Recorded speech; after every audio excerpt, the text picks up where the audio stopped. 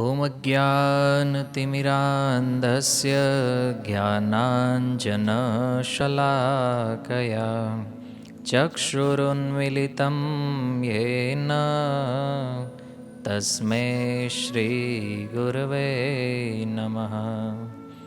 श्रीचैतन्यमनोभीष्टं स्थापितं येन भूतले स्वयं रूपः कदा मह्यं ददाति स्वपदान्तिकम्। वन्देऽहं श्रीगुरो श्रीयुतपदकमलं श्रीगुरुन् वैष्णवांश श्रीरूपं साग्रजातं सहगणरघुनाथन्वितं तं सजीवं साद्वैतं सावधूतं परिजनसहितं कृष्णचैतन्यदेवं श्रीराधाकृष्णपादान् सहगणललिता श्रीविशाखान्वितांश नमः। ॐ विष्णुपादाय कृष्णप्रेष्ठाय भूतले श्रीमते भक्तिवेदान्त स्वामिनिति नामिने। नमस्ते सरस्वते देवे गौरवाणी प्रचारिणे निर्विशेषशून्यवादी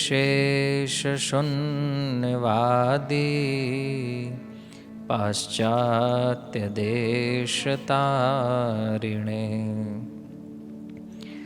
वाञ्छाकल्पतरुभ्यश्च कृपासिन्धुभ्य एव च पतितानां पावनेभ्यो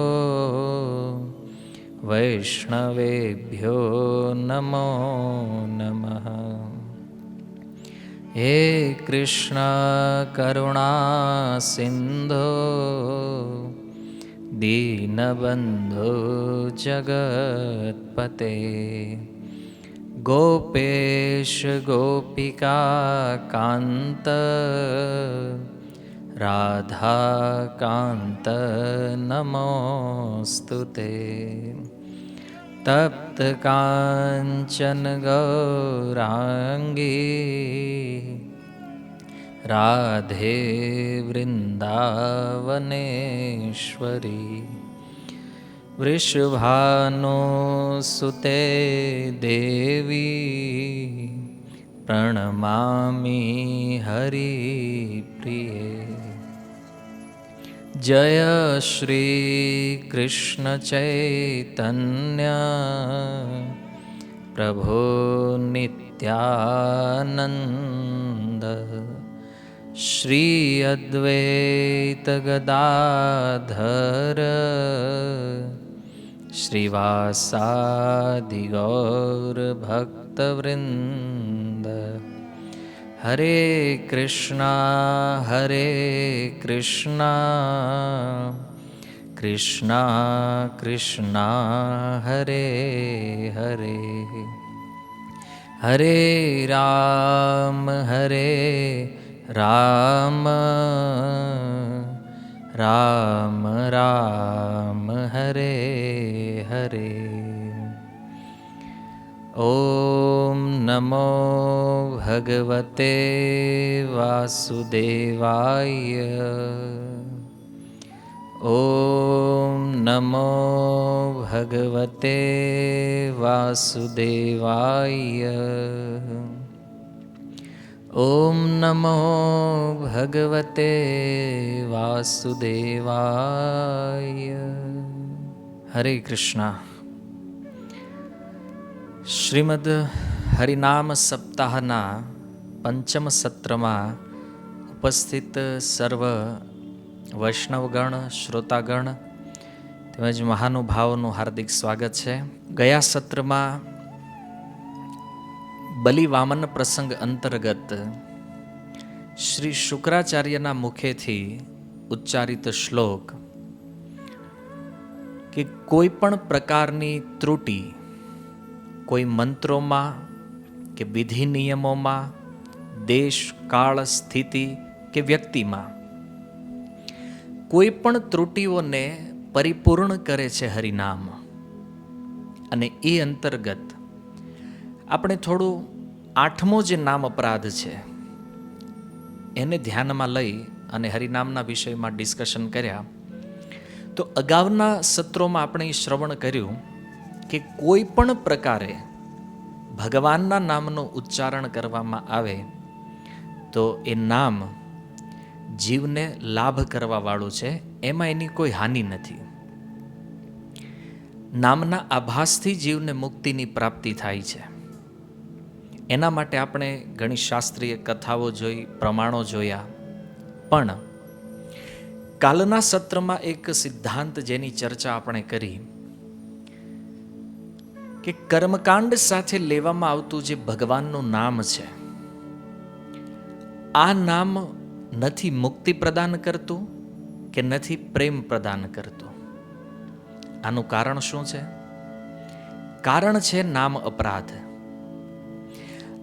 નામ અપરાધ એટલા માટે કારણ કે કર્મકાંડ કરવાવાળા વ્યક્તિઓ કર્મકાંડ કરતી વખતે જ્યારે કોઈ દેવતાઓને આહુતિ સમર્પિત કરે અને સાથે સાથે ભગવાન નારાયણને પણ જ્યારે એ આહુતિ સમર્પિત કરે તો એ લોકો એવું માને છે કે ઇન્દ્રને અપાયેલી આહુતિ કે ભગવાન નારાયણને અપાયેલી આહુતિ, આ બંનેમાં કોઈ અંતર નથી, આ બધું સમાન છે. અને એટલા માટે એ લોકોનો હરિનામ પ્રતિ કોઈ વિશેષ લગાવ નથી હોતો, પણ એનો જે ફોકસ છે એ માત્ર ને માત્ર પોતાના કર્મકાંડને શ્રેષ્ઠ બતાવવામાં હોય છે. અને એટલા માટે એ લોકો હરિનામની ઉપેક્ષા કરે છે અને એના કારણે અન્ય 3-4 અપરાધો કરી બેસે છે. એટલે એવા જે કર્મકાંડના આશ્રય લેવાવાળા લોકો છે એને ક્યારેય ભગવાનના નામનું અસલી ફળ જે છે એ પ્રાપ્ત થતું નથી, અથવા આનુષંગિક ફળના રૂપમાં જે મુક્તિ છે એ મુક્તિ પણ આવા જે લોકો છે એને પ્રાપ્ત થતી નથી. એટલા માટે કર્મકાંડ જે છે એ ભક્તો માટે કાંઈ ખાસ મહત્વ રાખતું નથી. અને જે શ્લોકની આપણે ચર્ચા કરી એમાં પ્રમાણરૂપ શુક્રાચાર્ય કે જે કર્મકાંડીઓમાં સર્વશ્રેષ્ઠ વ્યક્તિ છે, કર્મકાંડના વિધિ નિયમને જાણવામાં સર્વશ્રેષ્ઠ વ્યક્તિત્વ છે, એ શુક્રાચાર્ય કહે છે કે ભગવાનના નામનું કીર્તન યદિ કરવામાં આવે તો તમામ કર્મકાંડનું ફળ તો અપને આપ પ્રાપ્ત થઈ જાય છે. અને એટલા માટે કદાચ શાસ્ત્રોમાં એ વાત લખી છે કે એક વ્યક્તિ ઉપર અનેક પ્રકારના ઋણ હોય છે. અને અનેક ઋણ જેવા કે પિતૃઓનું ઋણ, જેને આપણે શ્રાદ્ધ દ્વારા પૂર્ણ કરવાનો પ્રયાસ કરીએ છીએ, ભૂમિનું ઋણ છે, ઋષિમુનિઓના ઋણ છે, શાસ્ત્રોનું ઋણ છે, માતા પિતાનું ઋણ છે, દેવતાઓનું ઋણ છે. પણ આ પ્રત્યેક ઋણમાંથી વ્યક્તિને યદિ મુક્ત થવું હોય તો એકાદશ સ્કંદની અંદર શુકદેવજી કહે છે કે એવા વ્યક્તિઓએ ભગવાન મુકુંદનું શરણ લેવું જોઈએ. કારણ કે ભગવાનનું શરણ લેવાથી વ્યક્તિ આ તમામ ઋણોમાંથી મુક્ત થઈ જાય છે. અને કળિયુગમાં ભગવાનનું શરણ જે છે એ હરિનામ સંકીર્તન છે. અને આ વાતને પ્રમાણ આપવા માટે નિમિ મહારાજ અને કરભાજન ઋષિના પ્રસંગમાં એક બહુ સુંદર શ્લોક કરભાજન ઋષિ નિમિ મહારાજને કહે છે, જે શ્લોક આજના આપણા પ્રવચનનો વિષય છે કે કળિયુગની અંદર કેવા લોકો હરિનામનો આશ્રય લે છે અને એની ગ્લોરી કરતા સાથે ભગવાનના એક અવતારની પણ ગ્લોરી એમણે કરી અને આ બંને તથ્યોને એમણે એક શ્લોકમાં મૂકી અને ખૂબ સુંદર શ્લોક આપણી સામે ઉપસ્થિત કર્યો. તો એ છે 11મા સ્કંદના 5મા અધ્યાયનો 32 નંબર શ્લોક. અને આને ઘણીવાર તમે સાંભળ્યો પણ હશે. કૃષ્ણ વર્ણમ ત્વિષા કૃષ્ણમ સાંગોપાંગાસ્ત્ર પાર્ષદમ યજ્ઞે સંકીર્તન પ્રાય યજંતી સોમેધસ. કૃષ્ણ વર્ણમનો અર્થ છે કે કૃષ્ણમાં આવેલા જે શબ્દ છે, જે અક્ષરો છે, અથવા વર્ણનો અર્થ થાય છે રંગ. કૃષ્ણ વર્ણમ માને જે શ્યામ રંગ છે. ત્વિષાનો અર્થ છે કાંતિ. અકૃષ્ણમ માને જે શ્યામ નથી, મતલબ ગૌર છે. સંગ માને સાથે, સઅંગ માને પોતાના સંગીઓ સાથે, ઉપઅંગ માને જે સેવક ગણ છે એમની સાથે, અસ્ત્ર માને પોતાના શસ્ત્ર સાથે, પાર્ષદમ માને જે ભગવાનના નિકટતમ સેવકો છે. તો કળિયુગની અંદર ભગવાન કેવી રીતે આવે છે એનું પહેલી લાઈનમાં વર્ણન કર્યું કે સ્વયં કૃષ્ણ જે ભગવાન છે, જેનો રંગ શ્યામ છે, એ શ્યામ વર્ણના ભગવાન જ્યારે કળિયુગની અંદર પ્રકટ થાય છે ત્યારે એનો રંગ કેવો થાય છે? અકૃષ્ણમ. મને શ્યામ રંગ ગૌર બને છે અને એ સાંગો પાંગાસ્ત્ર પાર્ષદમ પોતાના સેવક ગણ, પોતાના સંગીજન, પોતાના અસ્ત્ર શસ્ત્ર અને પાર્ષદો સાથે એ ભગવાનનું અહીંયા પ્રકટ થાય છે. અને એ ભગવાનનું પ્રાકટ્ય થયા પછી એ સંકીર્તન યજ્ઞનો પ્રચાર કરે છે કે જે યજ્ઞે સંકીર્તન યજ્ઞનો પ્રચાર કરી અને જગતના જીવોના ઉદ્ધાર માટે યુગ ધર્મની સ્થાપના કરે છે. તો કળિયુગમાં કહે છે યજ્ઞે સંકીર્તન પ્રાય. સંકીર્તન એક યજ્ઞ છે અને યજંતી સુમેધસ. યજંતીનો અર્થ છે પૂજન કરવું, પૂજા કરવી. હિ માને નિશ્ચય, સુમેધસ માને જે સુંદર બુદ્ધિવાળા વ્યક્તિઓ છે એના માટે આ શબ્દ પ્રયોગ થયો. તો અનુવાદ આ પ્રમાણે છે કે કળિયુગની અંદર બુદ્ધિમાન વ્યક્તિ ઈશ્વરના એ અવતારની પૂજા કરવા માટે સામૂહિક કીર્તન કરે છે, જે નિરંતર કૃષ્ણના નામનું ગાયન કરે છે. યદ્યપિ એનો વર્ણ શ્યામ નથી, છતાંય સાક્ષાત કૃષ્ણ છે. એ પોતાના સંગી, સેવક, આયુધ અને વિશ્વાસપાત્ર સાથીઓની સંગતિમાં રહે છે. તો આનું તાત્પર્ય ઘણું લાંબુ છે, પણ એક વાત જે અહીંયા લખવામાં આવી છે એની ઉપર આપણે થોડો ફોકસ કરશું. શ્રીલ જીવ ગોસ્વામીએ ભાગવત ઉપર પોતાની ટીકા, જેનું નામ ક્રમ સંદર્ભ છે, એમાં આ શ્લોકની વ્યાખ્યા કરી છે. અને એમાં એમણે કીધું છે કે ભગવાન કૃષ્ણ ગોલ્ડન માને સુનહરે, મતલબ સોના જેવો, જે તપાવેલા સોના જેવો જે રંગ છે એ રંગમાં પ્રગટ થાય છે. અને એ જે ગોલ્ડન ભગવાન છે, એની જે સુવર્ણ કાંતિવાળા જે ભગવાન છે, એ ભગવાન ચૈતન્ય છે. અને કળિયુગની અંદર જે બુદ્ધિમાન લોકો છે, વાસ્તવમાં જેની બુદ્ધિ કાર્યરત છે, એ લોકો આ ભગવાનની પૂજા કરે છે સંકીર્તન યજ્ઞ દ્વારા. તો આ જીવ ગોસ્વામીનું એક મહત્વપૂર્ણ સ્ટેટમેન્ટ હતું, જે તાત્પર્યમાં લેવામાં આવ્યું છે. અને અહીંયા અનેક આચાર્યોના મત આ તાત્પર્યની અંદર પ્રસ્તુત થયા છે. તો શ્રીમદ ભાગવતમની અંદર તમે ધ્યાનપૂર્વક આ તાત્પર્યનો અભ્યાસ કરી શકો છો. તો આ શ્લોક અનુસાર આજે આપણે અહીંયા એ સમજવાનું છે કે ચૈતન્ય મહાપ્રભુ જે છે એ કોણ છે. અને શ્રીમદ ભાગવતમની અંદર આ રીતે એમનું જે વર્ણન થયું છે, કેવલ ભાગવતમાં એક જગ્યાએ નથી, પણ અનેક જગ્યા ઉપર આ પ્રમાણો આપણને જોવા મળશે. અને અન્ય શાસ્ત્રોમાં પણ, જેવી રીતે ગરુડ પુરાણ છે, મહાભારત છે, અન્ય પુરાણો છે, તો આ બધા શાસ્ત્રોની અંદર ચૈતન્ય મહાપ્રભુના વિષયમાં વર્ણન થયું છે. અને આજનો આપણો જે શ્લોક છે, તો અત્યાર સુધી આપણે હરિનામની મહિમા સાંભળતા આવ્યા કે જીવોનું સાધ્ય સાધન તત્વ હરિનામ છે. હરિનામથી વ્યક્તિને પ્રેમ પ્રાપ્ત થાય છે. હરિનામ જ જીવોનું સર્વસ્વ શ્રેય કરવાવાળું સાધન છે.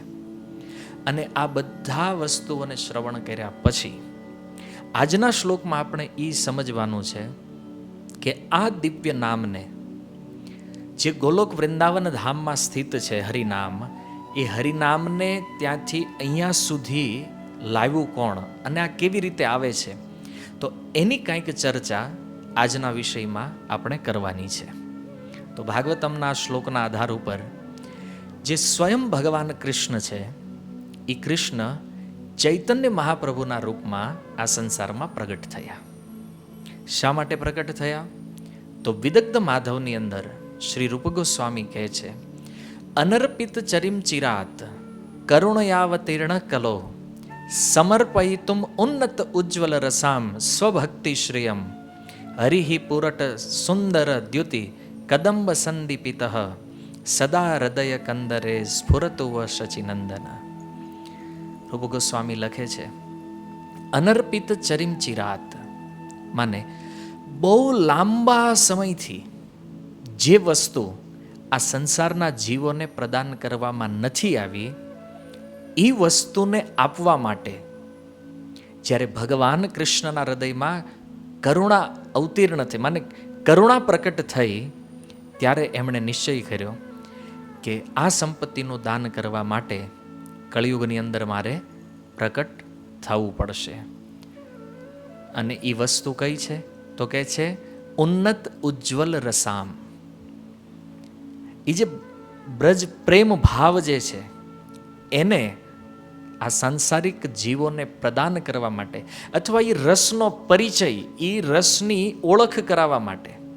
કારણ કે જે રસને કળિયુગના જીવો નહોતા જાણતા, કે પૂર્વે થઈ ગયેલા જે લોકો છે એમાંથી પણ જેને જે રસની ખબર નથી, એવા રસનું દાન કરવા માટે સુવર્ણ કાંતિને ધારણ કરી અને જે ચૈતન્ય દેવનો અવતાર કળિયુગમાં થયો છે, યાની કૃષ્ણ જે સાક્ષાત અહીંયા મહાપ્રભુના રૂપમાં પ્રકટ થયા છે, એવા શચી માતાના પુત્ર જે છે એ મારી હૃદય કંદરામાં, મને આપણા હૃદયની અંદર પ્રગટ થાય, સ્ફુરિત થાય. તો આ રીતે એક સુંદર કારણ રૂપ ગોસ્વામી અહીંયા બતાવે છે મહાપ્રભુનો અહીંયા પ્રગટ થવાનો. પણ કવિરાજ ગોસ્વામી લખે છે કે આ પણ બાહ્ય કારણ છે, અંતરંગ કારણ નથી. મહાપ્રભુના જન્મનું કારણ છે પણ અંતરંગ નથી, બહિરંગ કારણ છે. કારણ કે અંતરંગ કારણની ચર્ચા તો આગળના અધ્યાયોમાં થઈ છે.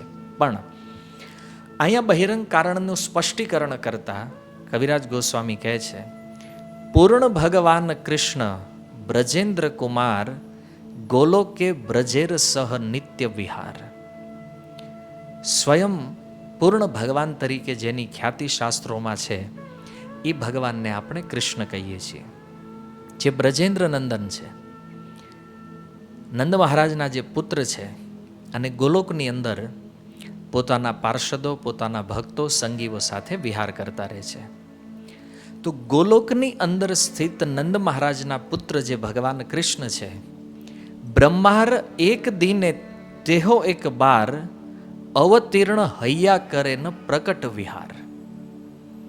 તો એ જે સ્વયં ભગવાન જે ગોલોક વિહારી છે, જે ગોલોકમાં રહેવાવાળા છે, એ બ્રહ્માજીના એક દિવસમાં એકવાર આ સંસારમાં પ્રગટ થાય છે. બ્રહ્માજીના એક દિવસમાં. તો બ્રહ્માજીનો એક દિવસ કેટલો થાય? તો એનું પરિમાણ આપતા કવિરાજ ગોસ્વામી કહે છે, સત્ય ત્રેતા દ્વાપર કલી ચારી યુગ જાની સેઈ ચારી યુગે એક દિવ્ય યુગ માની.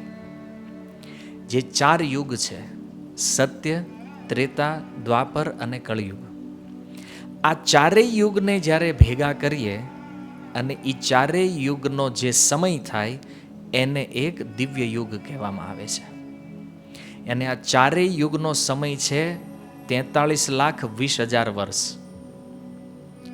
4,32,000 વર્ષ કળિયુગના છે, એનાથી ડબલ દ્વાપરના છે, 8,64,000 વર્ષ, એનાથી 3 ગણા એટલે કે ત્રેતાયુગના 12,96,000 વર્ષ, અને સતયુગ જે છે એના 17,28,000 વર્ષ છે. હવે આ ચારેયનો સરવાળો કરીએ તો 43,20,000 વર્ષ થાય.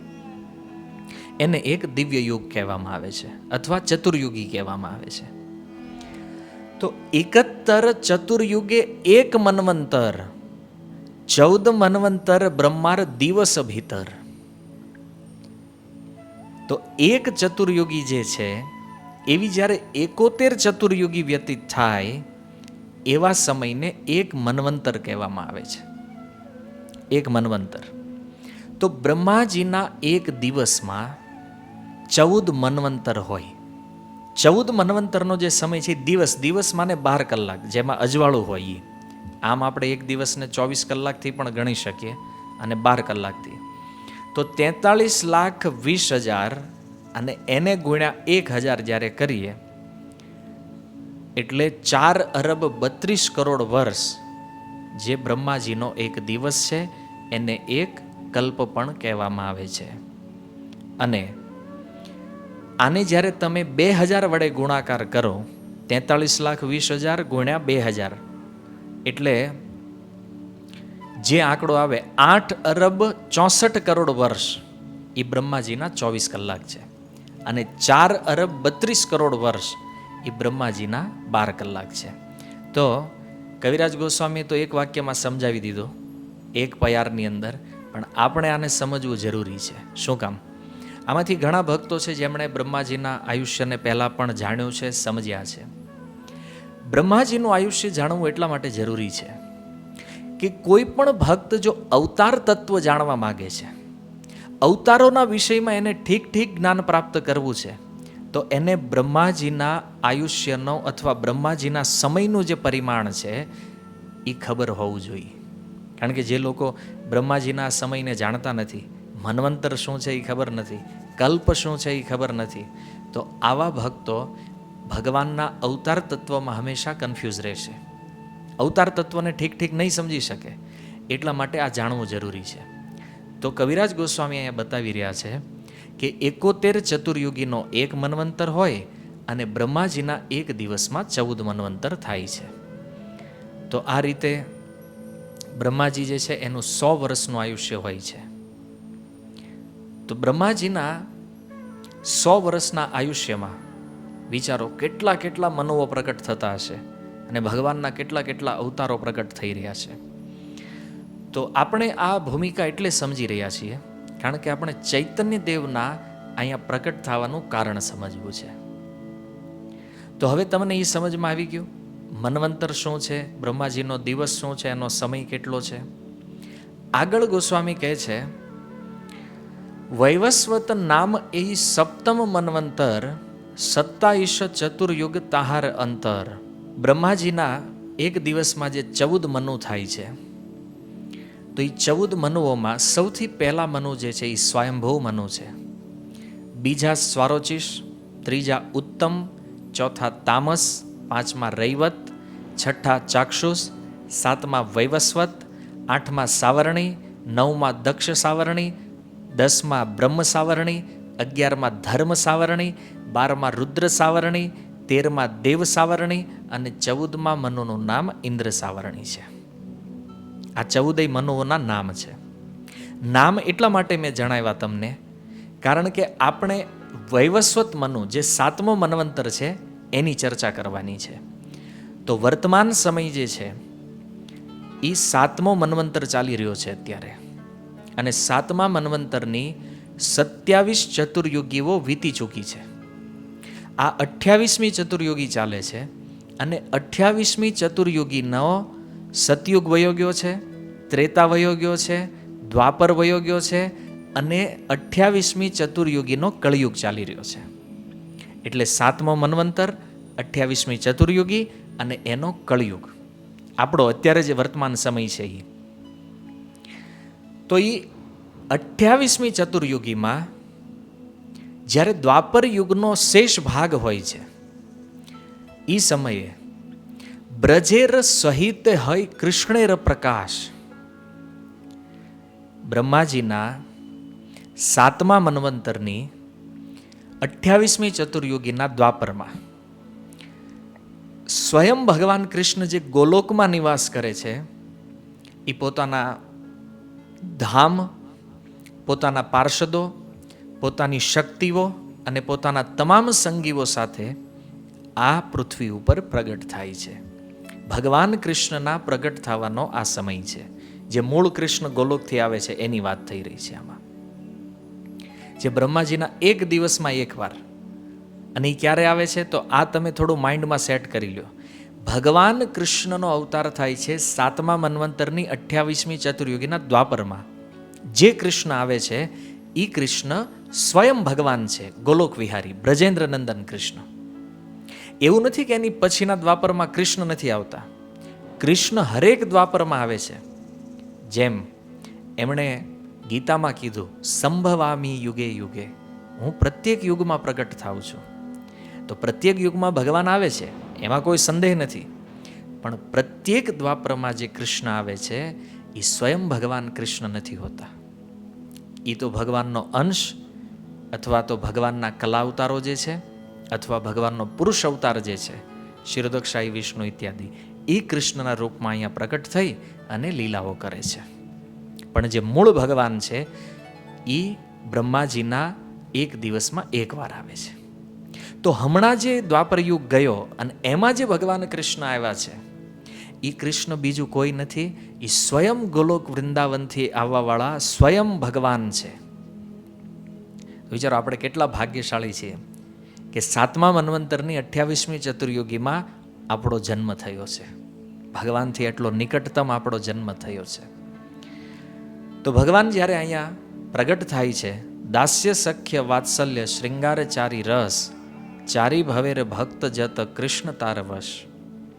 ભગવાન અહીંયા દાસ્ય ભાવની, સખ્ય ભાવની, વાત્સલ્ય અને માધુર્ય ચારેય રસોમાં પોતાના ભક્તોને ગ્રહણ કરે છે, સ્વીકાર કરે છે, લીલાઓ કરે છે. અને આ રીતે પોતાનો એ જે રસ, માધુર્ય, જે સંબંધ છે ભક્તો સાથે, એ સંબંધનું આસ્વાદન કરે છે. દાસ સખા પિતા માતા કાંતા ગણ લૈયા, બ્રજે ક્રીડા કરે કૃષ્ણ પ્રેમાવિષ્ટ હૈયા. તો પોતાના સેવકો, મિત્રો, માતા પિતા અને ગોપીઓ સાથે ભગવાન બ્રજમાં પ્રગટ થઈ અને પ્રેમથી આવિષ્ટ થઈ અને આ લોકો સાથે લીલા કરે છે. તો ભગવાનની ગોપીઓ સાથેની જે લીલા છે, એમાંય ખાસ કરીને જે શ્રીમતી રાધારાણી સાથેનો જે સંબંધ છે ભગવાનનો, એ રસને માધુર્ય રસ કહેવામાં આવે છે, જેને અહીંયા શૃંગાર રસનું નામ આપવામાં આવ્યું છે. તો એ જે અદ્ભુત રસ છે, જે રસનું પ્રકાશન ભગવાન કૃષ્ણ દ્વારા બ્રજમાં કરવામાં આવ્યું છે, તો એ તો જે ભગવાનના નિત્ય પાર્ષદો જે ભગવાન લઈને આવ્યા હતા એને પ્રાપ્ત થયું ને. સામાન્ય જીવોનું શું, આપણી જેવા લોકો માટે શું છે એમાં? તો ભગવાન કૃષ્ણ તો પાર્ષદને લઈને આવ્યા, લીલાઓ કરી, રસ આસ્વાદન કર્યું, પાછા ગોલોક વયા ગયા. પણ ભગવાન એક વિચાર કરે છે. એ શું વિચાર કરે છે કે ભજન કરવા વાળા લોકો આ સંસારમાં ઘણા બધા છે. એવું નહોતું કે ચૈતન્ય મહાપ્રભુ આવ્યા એ પહેલા લોકો ભક્તિ નહોતા કરતા. ભક્તિ તો અનંત યુગોથી થઈ રહી છે.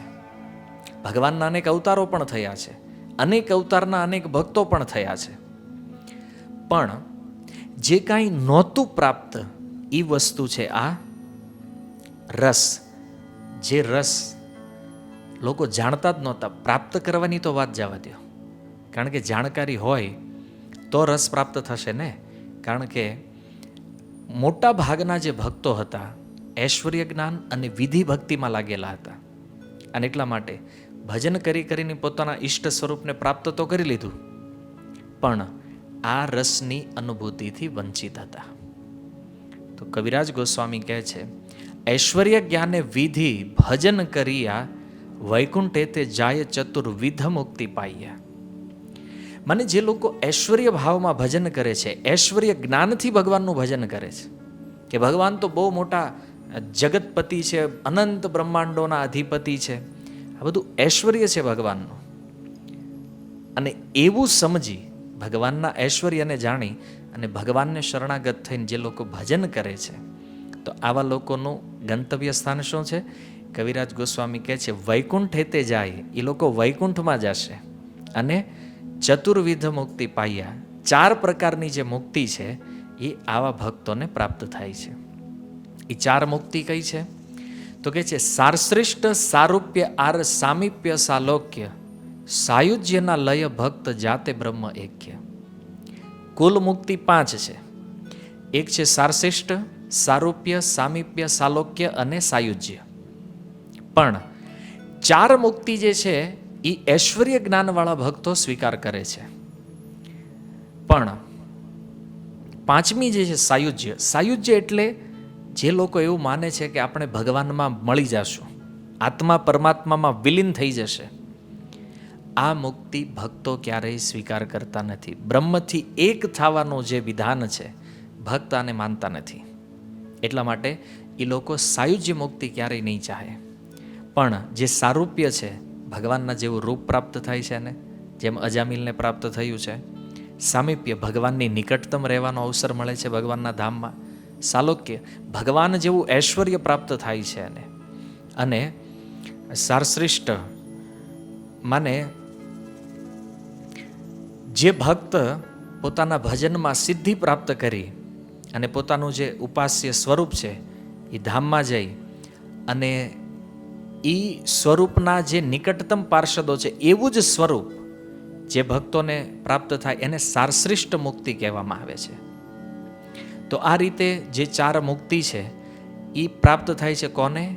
જે વિધિ ભક્તિનું આચરણ કરે છે, વૈધિ ભક્તિ જેને આપણે કહીએ છીએ. પણ જે લોકો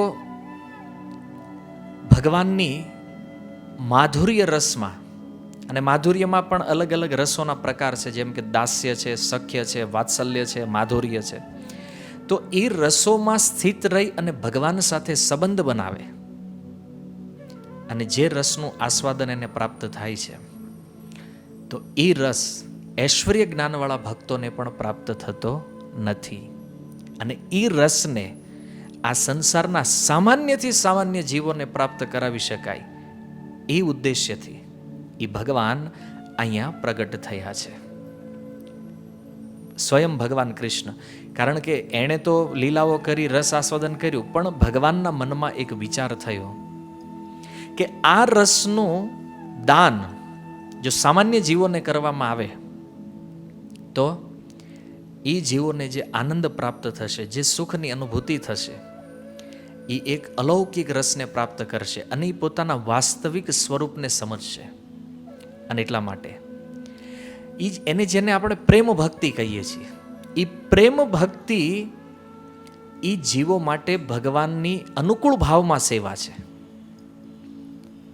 એટલા માટે આ પ્રેમનું દાન કરવા માટે ભગવાને એક યોજના બનાવી. અને યોજના શું હતી? ભગવાને વિચાર કર્યો કે હું સ્વયં પોતે પૃથ્વી ઉપર જઈ પ્રગટ થઈ અને જીવોને આ જે રસ છે, આ જે પ્રેમ જે એને મળ્યો નથી ઘણા સમયથી, એનું હું દાન કરીશ. હવે અહીંયા એક વાત વિચારવા જેવી છે. જેમ રૂપ ગોસ્વામી લખ્યું, અનર્પિત ચિરમ ચિરાત, માને બહુ લાંબા સમયથી આ પ્રેમ નથી મળ્યો. હવે બહુ લાંબા સમયથી નથી મળ્યો એનો અર્થ એ છે કે ક્યારેક તો મળ્યો તો, ક્યારેક મળ્યો તો, મતલબ ક્યારે મળ્યો તો?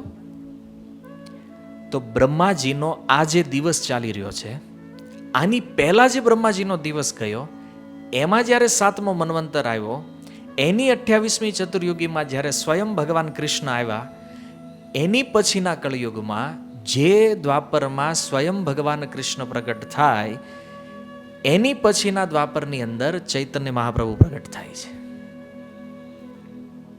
તો સમજો, આ થોડું તમને અઘરું પડતું હશે, પણ આ સમજ્યા વગર આપણે આગળ વધવાનો કોઈ સંજોગ જ નથી. એટલા માટે કે ગયા દિવસમાં 7મા મન્વંતરમાં કળયુગમાં જ્યારે મહાપ્રભુ આવ્યા, પછી શું થયું? 29મી ચતુર્યુગી આવી, એમાં દ્વાપર આવ્યો, એમાં કૃષ્ણ આવ્યા, સ્વયં કૃષ્ણ નહીં, યુગ અવતારી કૃષ્ણ. ત્યાર પછી કળિયુગ આવ્યો, પણ એમાં મહાપ્રભુ આવ્યા નહીં. શું કામ ન આવ્યા? કારણ કે મહાપ્રભુનું પ્રાગટ્ય જ્યારે સ્વયં ભગવાન આવે છે એની પછીના કળિયુગમાં જ થાય છે. આ એક ઓર સિક્રેટ છે મહાપ્રભુના અહીંયા પ્રગટ થવાનું. તો સમજો, પછી 29મી ચતુર્યુગી ગઈ, 30મી, 31, 32, 33, એમ કરતાં કરતાં 71 ચતુર્યુગ પૂરા થયા. 7મો મન્વંતર પૂરો થયો, પછી 8મો, 9મો, 10મો, 11મો, 12મો, 13મો અને 14 મન્વંતર વયા ગયા, છતાં મહાપ્રભુ આવ્યા નહીં. પછી બ્રહ્માજીની રાત્રિ થઈ, રાત્રિ આ બધું સર્જન કાર્ય સમાપન થાય, બ્રહ્માજી સૂઈ ગયા. બ્રહ્માજી જ્યારે ફરીથી જાગ્યા બીજા દિવસે, ફરીથી સૃષ્ટિનું સર્જન પ્રારંભ કર્યું. એમના પ્રથમ દિવસમાં 14 મનુઓ થયા. 14 મનુઓમાં પહેલા મનુ મહારાજ સ્વયંભૂ મન્વંતર, એની 71 ચતુર્યુગી વહી ગઈ, મહાપ્રભુ નો આવ્યા. પછી સ્વારોચિષ મનુ આવ્યા, એની 71 ચતુર્યુગી ગઈ, મહાપ્રભુ નો આવ્યા. ત્રીજો મન્વંતર, ચોથો મન્વંતર, 5મો, 6ઠો, 6 મન્વંતર વયા ગયા, પણ એકેય ચતુર્યુગીમાં મહાપ્રભુનું પ્રાગટ્ય ન થયું. અને વર્તમાન સમયમાં ફરીથી 7મો મન્વંતર આવ્યો. 7મા મન્વંતરની 28મી ચતુર્યુગી આવી અને એના દ્વાપરમાં સ્વયં કૃષ્ણ આવ્યા. એટલે આ કળિયુગની અંદર, જે કળિયુગમાં અત્યારે આપણે છીએ, ચૈતન્ય મહાપ્રભુ આજથી 522 વર્ષ પહેલાં આ માયાપુર ધામની અંદર પ્રગટ થયા આ પૃથ્વીમાં. તો વિચારો, આપણને કેટલો નિકટતમ લાભ મળ્યો છે. હવે આ ચતુર્યુગી જ્યારે પૂરી થશે ને 28મી, પછી 29મી ચતુર્યુગી આવશે, ત્યારે મહાપ્રભુ નહીં આવે. પછીથી પાછો ક્રમ, 14 મન્વંતર પૂરા થશે, બ્રહ્માજીની રાત્રિ પૂરી થશે, પછી પાછો બ્રહ્માજીનો દિવસ, 6 મનુ જશે અને 7મા મનુની 28મી ચતુર્યુગીના કળિયુગમાં ફરીથી મહાપ્રભુ આવશે. ત્યાં સુધીના જે વચ્ચે જીવો છે એના માટે પ્રેમના દ્વાર બંધ. તો વિચારો, આપણું કેટલું મોટું સૌભાગ્ય છે. કાલે આપણે વાત કરી હતી ને, આપણે છીએ બહુ મોટા ભાગ્યશાળી, પણ આપણા સૌભાગ્યની આપણને ખબર નથી. આપણું સૌભાગ્ય શું છે? તો મહાપ્રભુ આવ્યા. યુગ ધર્મ પ્રવાર્તા ઇમું નામ સંકીર્તન, ચારી ભાવ ભક્તિ દિયા નાચાયમું ભુવન.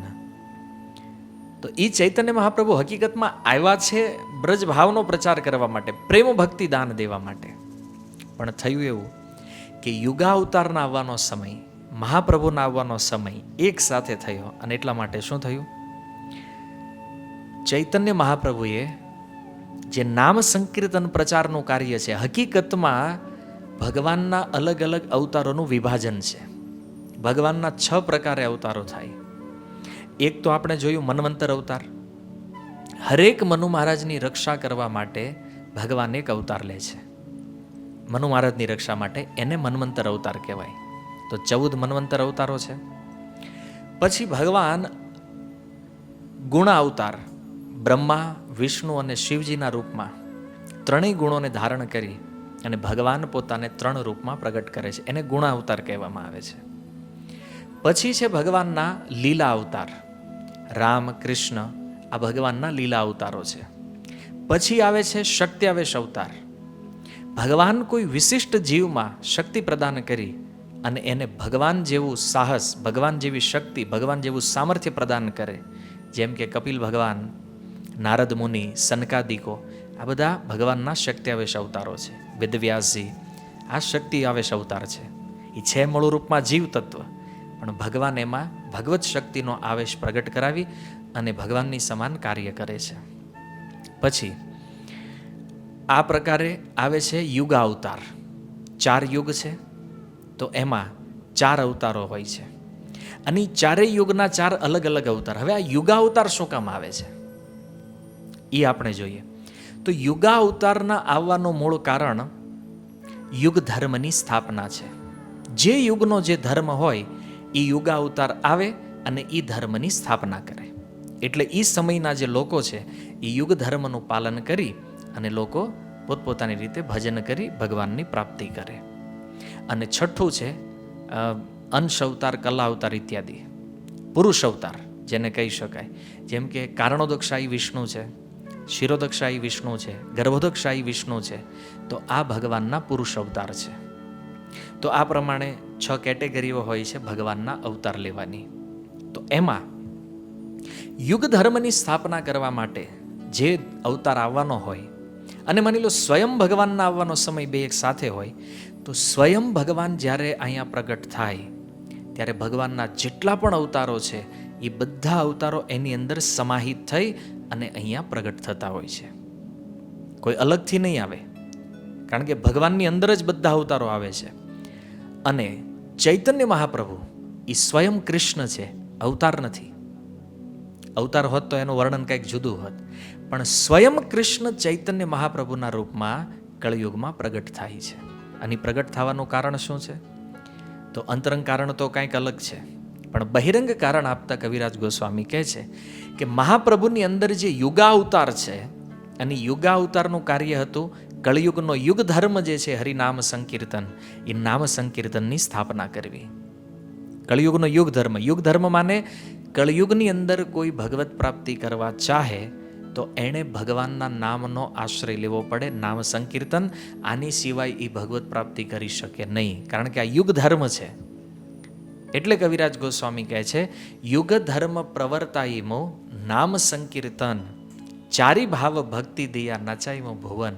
અને મહાપ્રભુએ યુગ ધર્મનું પ્રવર્તન કર્યું હરિનામ સંકીર્તનના રૂપમાં. અને એ સંકીર્તન એવું થયું કે પ્રત્યેક લોકો આમાં નાચવા લાગ્યા. આપની કરીવ ભક્ત ભાવ અંગીકારે, આપની આચરી ભક્તિ શીખાયું સભારે. અને મહાપ્રભુ એટલે પ્રગટ થયા કે પોતે ભક્તિ કરી અને એ લોકોને શીખવવા માગતા હતા કે ભજન થાય કેવી રીતે. આપની આચરિતી ભક્તિ શીખાયું સભારે. મહાપ્રભુનો એ ભાવ હતો, કૃષ્ણનો એ ભાવ હતો કે હવે હું ભક્તિનું આચરણ કરીને બતાવીશ. કેમ? કારણ કે 5000 વર્ષ પહેલા ભગવાન સ્વયં કૃષ્ણના રૂપમાં અહીંયા આવ્યા. કુરુક્ષેત્રના યુદ્ધ મેદાનમાં એમણે ભગવદ્ ગીતા કીધી, પણ ભગવાનને એમ હતું કે હું ભગવદ્ ગીતા કહીને જઈશ તો બધા જીવ મારી પાછળ પાછળ વૈકુંઠ આવી જાય. ભગવાને તો ગીતા એટલે સર્વશ્રેષ્ઠ ઉપદેશ, અને આ આપ્યા પછી તો કોણ બદ્ધ રહેશે? બધા જીવો મુક્ત થશે.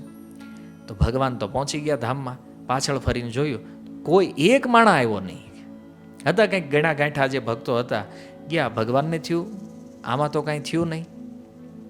પછી ભગવાને વિચાર કર્યો કે મેં ઉપદેશ તો આપી દીધો ગીતાનો, પણ આને જીવનમાં ફોલો કેવી રીતે કરવું એ તો મેં કીધું નથી.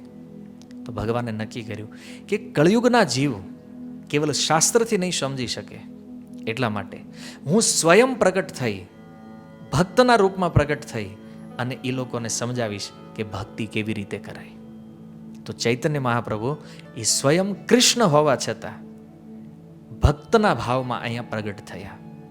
અને આપનીના કૈલ ધર્મ શિખાન ન જાય, એ તો સિદ્ધાંત ગીતા ભાગવતે ગાય. કવિરાજ ગોસ્વામી કહે છે કે જ્યાં સુધી કોઈ ધર્મનું પોતે આચરણ કરી અને બતાવવામાં ન આવે ત્યાં સુધી ધર્મની શિક્ષા બીજાને આપી શકાતી નથી. ભગવાનની આરતી કેમ કરવી એ જ્યાં સુધી કોઈ પ્રેક્ટિકલ જોવે નહીં ત્યાં સુધી કેવલ એનું વર્ણન કરી, એની ઉપર પ્રવચન કરી અને એને ક્યારેય ન સમજાવી શકાય. તો આ સંકલ્પ જ્યારે ભગવાને કર્યો, અને ગીતા ભાગવતમાં એ જ વસ્તુ છે, આચરણ દ્વારા જ સારામાં સારા ધર્મની સ્થાપના કરી શકાય છે. અને એટલા માટે ભગવાને નક્કી કર્યું કે હું સ્વયં પ્રગટ થઈ અને લોકોને શિક્ષા આપીશ. એ શિક્ષા દ્વારા લોકો ખૂબ સારી રીતે, ભલે શાસ્ત્ર નહીં જાણતા હોય છતાં પણ આ ધર્મને સારી રીતે ફોલો કરશે. કારણ જે આચરણ શ્રેષ્ઠ લોકો કરે છે એ જ આચરણ પાછળ નિકૃષ્ટ લોકો કરે છે. એટલા માટે ભગવાન કહે છે સર્વશ્રેષ્ઠ તો હું છું, તો મારે જ એવું કંઈક આચરણ બતાવવું છે જેનાથી લોકો સરળતાથી ભક્તિમાં લાગી જાય. તો અજામિલ પ્રસંગની અંદર પણ ભગવાન વિષ્ણુના દૂતો એક પ્રમાણ આપતા કહે છે યદ્યત આચરતી શ્રેયાન તત્ દીહતે સયત પ્રમાણમ કુરુતે લોકસ્તત અનુવર્તતે. વિષ્ણુ દૂતોએ યમરાજજીના દૂતોને કીધું છે કે આ જગતમાં જે શ્રેષ્ઠ આચરણ કરે છે સાધારણ લોકો પણ એને જોઈને એ પ્રકારનું આચરણ કરે છે. અને શ્રેષ્ઠ વ્યક્તિ આચરણને પ્રમાણિત કરે છે. એટલા માટે શ્રેષ્ઠ લોકોનું કર્તવ્ય છે કે શાસ્ત્ર અનુસાર સારામાં સારું ધર્મનું આચરણ કરે.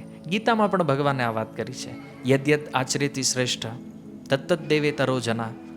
તો શ્રેષ્ઠ લોકો આચરણને અન્ય સામાન્ય લોકો ફોલો કરતા હોવાના કારણે ભગવાને આ સિદ્ધાંત ઉપર પોતે વિચાર કર્યો કે મારે શું કરવું જોઈએ, કયા એવા વ્યક્તિને મોકલું. તો ભગવાને કીધું કોઈને મોકલવા કરતાં બેટર છે કે હું સ્વયં પ્રગટ થઈ જાઉં.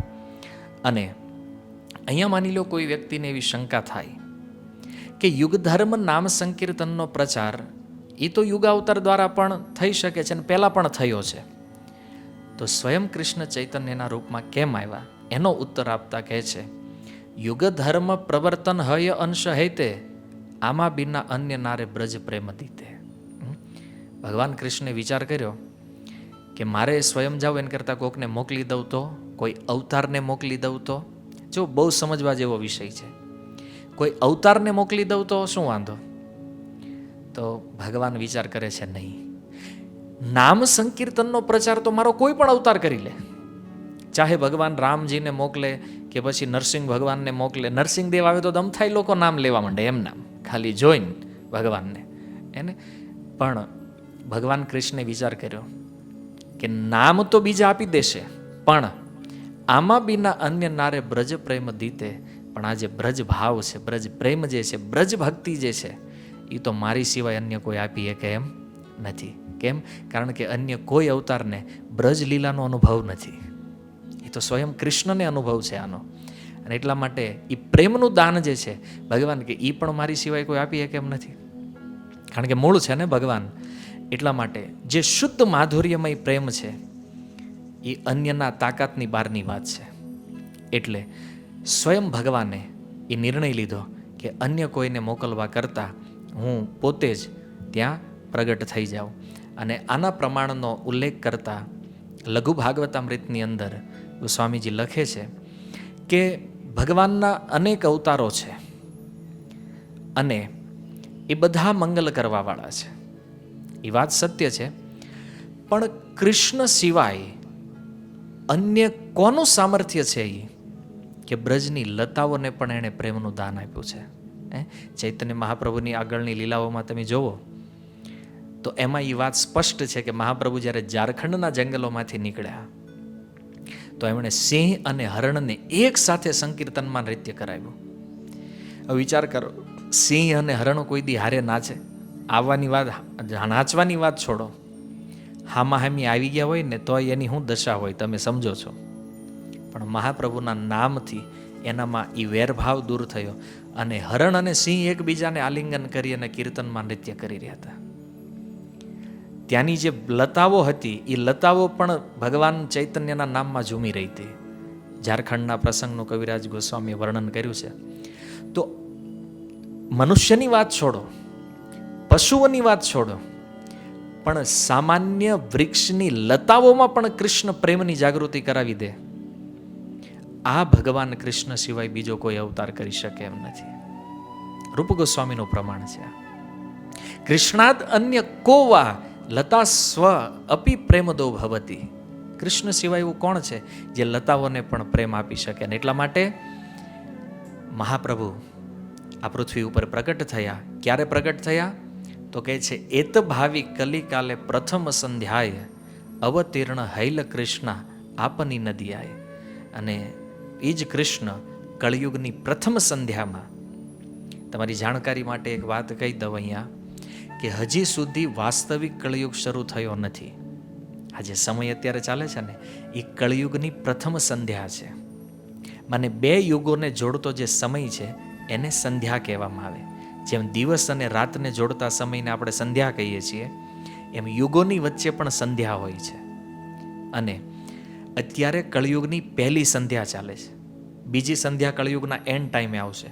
તો કળિયુગની પહેલી સંધ્યામાં નદિયા, આજનું જે નવદ્વીપ છે, નવદ્વીપની અંદર માયાપુરની અંદર મહાપ્રભુ પ્રગટ થયા.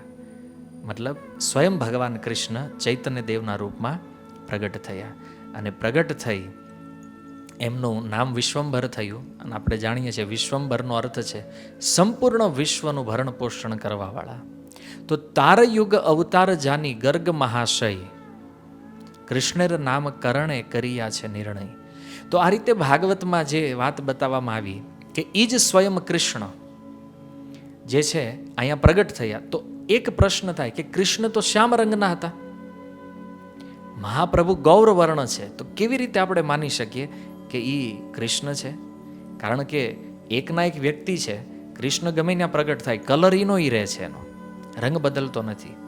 તો રંગના વિષયમાં ચોખવટ કરતા દશમ સ્કંદની અંદર ગર્ગાચાર્યજીએ આ રહસ્યને ઉદ્ઘાટિત કર્યું છે કે ગર્ગાચાર્યજી જ્યારે ભગવાન કૃષ્ણનું નામકરણ કરવા માટે નંદ મહારાજને ત્યાં આવે છે, તો કૃષ્ણને જ્યારે એમણે નામકરણ કરવા માટે પોતાની ગોદમાં લીધા, ખોળામાં લીધા, એ સમયે 8મા અધ્યાયના 13 નંબર શ્લોકમાં ગર્ગાચાર્યજી કહે છે, આસન વર્ણાસ્ત્રયો હ્યસ્ય ગૃહણતો અનુયુગમ તનો શુક્લો રક્ત તથા પીત ઇદાનીમ કૃષ્ણતામ ગત. ગર્ગાચાર્યજી નંદ મહારાજને કહે છે, હે બ્રજરાજ, હરેક યુગમાં તમારો આ પુત્ર શરીર ધારણ કરે છે, અર્થાત કે અવતાર લે છે, અને એક યુગમાં એનો રંગ સફેદ હોય છે, એકવાર એ પીળો બન્યો છે, એકવાર એ લાલ બન્યો છે, અને અત્યારે અને વર્તમાન સમયમાં એ શ્યામ રંગ ધારણ કરીને અહીંયા પ્રગટ થયો છે. તો જો જે મેં અગાઉના મન્વંતરોમાં આ 7મા વૈવસ્વત મન્વંતર પહેલા બ્રહ્માજીના આગળના દિવસમાં જે 7મા મન્વંતર થયો, એમાં પણ ભગવાન ચૈતન્ય મહાપ્રભુ આવ્યા છે, એનું પ્રમાણ ગર્ગાચાર્યજીનો આ શ્લોક છે. કારણ કે ગર્ગાચાર્યજી શું કહે છે, થોડું ધ્યાનથી આનો અનુવાદ જો તમે જોશો ભાગવતમાં તો તમને સમજાશે. ગર્ગાચાર્યજી કહે છે, શુક્લો રક્ત તથા પિત્ત ઇદાનીમ કૃષ્ણતામ ગતા, માને કે આ 3 રંગ પહેલા આના હતા, હવે આ શ્યામ રંગમાં આવ્યો છે. તો આપણે સૌ જાણીએ છીએ કે સતયુગમાં શ્વેત રંગનો અવતાર થયો, ત્રેતામાં લાલ, દ્વાપરમાં શ્યામ, અને કળિયુગમાં પિત્ત તો હજી આવવાનો છે, ફ્યુચર. પણ અહીંયા ભૂતકાળમાં વાત કરે છે ગર્ગાચાર્યજી. ભૂતકાળમાં શું કામ? કારણ કે પહેલા પણ ક્યારેક ચૈતન્ય દેવ પ્રગટ થયા છે પિત્ત વર્ણમાં, અને અગાઉના કળિયુગમાં પણ થવાના છે. બંને સંકેત ગર્ગાચાર્યજી અહીંયા આપી રહ્યા છે. અને ભાગવતના આ પ્રસંગથી આપણને એ સમજવા મળે છે કે ભગવાન કૃષ્ણ અલગ અલગ યુગમાં અલગ રંગથી પણ અવતાર ધારણ કરે છે. તો આ દ્વાપરમાં એ શ્યામ વર્ણથી અવતરિત થયા છે, અને ભાગવતમાં એ પણ બતાવવામાં આવ્યું છે કે દ્વાપરે ભગવાન શ્યામ પિત્તવાસા નિજ આયુધ શ્રીવત્સ આદિભીર અંકેશ્ચ લક્ષણે રૂપલક્ષિત. તો ભગવાન જે છે એ કળિયુગની અંદર જેમ દ્વાપરમાં બધા ચિહ્નો સહિત અવતરિત થાય છે, જ્યારે વસુદેવજીને ત્યાં જન્મ થયો ભગવાન કૃષ્ણનો, તો એમનો રંગ શ્યામ હતો, પીળું પિતાંબર હતું, શંખ ચક્ર ગદા ઇત્યાદિ આયુધ અને કૌસ્તુભ મણ્યા બધું ભગવાનના ચિહ્નોની સાથે અવતરણિત થયા. પણ કળિયુગની અંદર ભગવાન આમાંનું કોઈ ચિહ્ન લઈને આવતા નથી. એને કે ભગવાન એક અલગ રીતે પોતાને પ્રગટ કરે છે. કેવી રીતે? ભક્તના રૂપમાં, જેના કારણે કોઈ લોકો જાણી ન લે કે આ સ્વયં ભગવાન છે. તો આ રીતે ભગવાનનો છદ્મ અવતાર થાય છે. અને પ્રહલાદ મહારાજે ભગવાન નરસિંહદેવની સામે આ વાત કરી છે કે પ્રભુ તમે ત્રિયુગી છો. કેમ? કારણ કે કળિયુગમાં તમે છુપાઈને આવો છો, છદ્મ અવતારમાં આવો છો, તમને કોઈ ઓળખી નથી શકતું. તો વિચારો, 3 પ્રમાણ તો શ્રીમદ ભાગવતની અંદર છે. તો આગળ કવિરાજ ગોસ્વામી કહે છે, કલિકાલ યુગ ધર્મ નામેર પ્રચાર તથી લાગી પિત્તવર્ણ ચૈતન્ય અવતાર. અને કળિયુગની અંદર યુગ ધર્મ હરિનામ છે, અને એ હરિનામનો પ્રચાર કરવા માટે મહાપ્રભુ પિત્તવર્ણ ધારણ કરી અને ચૈતન્યના રૂપમાં અવતીર્ણ થયા. આ બાહ્ય કારણ છે. મૂળ કારણ શું છે? મૂળ કારણ છે કે રાધા રાણીના પ્રેમને સમજવા માટે, કારણ કે હરેક વસ્તુઓનો આશ્રય કૃષ્ણ છે, પણ એ કૃષ્ણના પ્રેમનો વિષય શ્રીમતી રાધા રાણી છે. તો રાધા રાણીના ભાવને સમજવા માટે ભગવાને રાધા રાણીના ભાવને ગ્રહણ કર્યો, અને જેવો રાધા રાણીનો ભાવ ગ્રહણ કર્યો એટલે ભગવાન જે શ્યામ વર્ણ હતા એ કેવા થઈ ગયા? ગૌર વર્ણ, પિત્ત વર્ણ થઈ ગયા. કારણ કે આ પીળો રંગ જે છે ને એ શ્રીમતી રાધારાણીનો રંગ છે, ભગવાનનો રંગ નથી. અને એટલા માટે ભગવાન પીળું પિતાંબર જે ધારણ કરે છે એ શું કામ ધારણ કરે છે? કારણ કે રાધારાણીનો રંગ પિત્ત વર્ણ છે. તો રાધારાણીના ભાવને ગ્રહણ કરવાના કારણે ચૈતન્ય દેવ પણ સ્વયં કૃષ્ણ હોવા છતાં એ કેવા થઈ ગયા? ગૌરાંગ થઈ ગયા, ગૌરાંગ. રાધારાણીના પ્રણામ મંત્રમાં છે ને, તપ્ત કાંચન ગૌરાંગી. રાધારાણીનો રંગ છે જે ભગવાન કૃષ્ણએ ઉધાર લીધો છે ચૈતન્ય રૂપમાં પ્રગટ થવા માટે. અને આ રીતે ભગવાન ચૈતન્ય દેવ પ્રગટ થયા. અને મહાભારતની અંદર પ્રમાણ છે, વિષ્ણુ સહસ્ત્ર નામ જે આપવામાં આવ્યું છે એમાં સુવર્ણ વર્ણો હેમાંગો વરાંગશ્ચંદનાંગદી સંન્યાસ કૃચ્છમ શાંતો નિષ્ઠા શાંતિ પરાયણ. કળયુગની અંદર ભગવાન સુવર્ણ વર્ણ હેમાંગ, સોના જેવા ગોલ્ડન રંગવાળો ભગવાનનો અવતાર થશે, જેના અંગો ઉપર ચંદન ઇત્યાદિ લાગેલું છે, અને જે સંન્યાસ ધારણ કરશે અને જે નિષ્ઠા શાંતિ પરાયણ છે. તો આ રીતે મહાભારતની અંદર પણ ચૈતન્ય મહાપ્રભુનું પ્રમાણ છે. તો આ રીતે વ્યક્ત કરી ભાગવતે કહે આરવાર કલિયુગે ધર્મ નામ સંકીર્તન સાર. તો ભાગવતની અંદર તો આ વાત સ્પષ્ટ વારંવાર કહેવામાં આવી છે કે કળિયુગની અંદર એકમાત્ર ધર્મ જે છે એ નામ સંકીર્તન છે, ભગવાનના નામનું કીર્તન છે. અને એટલા માટે કરભાજન મુનિને જ્યારે નિમિ મહારાજ દ્વારા એ પ્રશ્ન કરવામાં આવ્યો કે પ્રભુ, લોકો અલગ અલગ પ્રકારના અનેક ધર્મોનું આચરણ કરે છે. તમે જોયું હશે, કોઈ વ્યક્તિ દેવી દેવતાઓની પૂજા કરે છે, કોઈ વ્યક્તિ ભૂત પ્રેતની ઉપાસના કરે છે. તમને એક આશ્ચર્ય થશે કે ભાઈ, ભૂત પ્રેતની ઉપાસના કેવી રીતે થાય? જો તમે સુરતમાં આવો, ગુજરાત સૌરાષ્ટ્રમાં તમે આંટો મારો તો તમને ખબર પડે, અત્યારે એક નવું ભૂત આવ્યું છે. લોકો એને મામાદેવથી પૂજે છે અને એને સિગરેટનો પ્રસાદ લાગે, એને સિગરેટ ભોગ ધરાવવાની. તો આવા બધા પણ જેની વિધિ જોઈને તમને આશ્ચર્ય થાય, લોકોએ એવી એવી ઉપાસના પદ્ધતિઓ બનાવી દીધી છે આ સંસારમાં, જેનું કોઈ પ્રમાણ નથી, કાંઈ નથી. બસ એક માણસ લાગ્યો તો બધા લાગી ગયા પાછળ. તો આવી મનઘડિત ઉપાસના કરવાવાળા જે લોકો છે એને ભાગવત બુદ્ધિમાન ગણતું નથી. કેમ?